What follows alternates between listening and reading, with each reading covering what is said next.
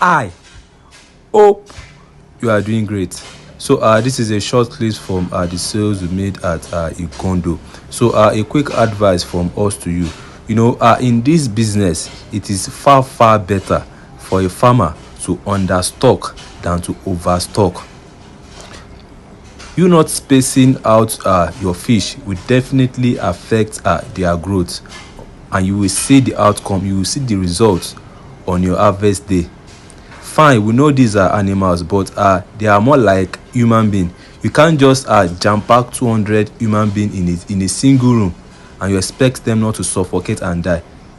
Same thing applies to this fish. You not knowing how to calculate your stocking density will affect the outcome of your fish. Like I said in my previous video, it takes 10 liters of water for a single fish to survive 24 hours a day. It's very simple as that. You should know the liters of water in your pond and you should just divide it by 10. You would know the numbers of fish you expected to put at that pond, and on your harvest day you will smile to the bank. So that will be that for today.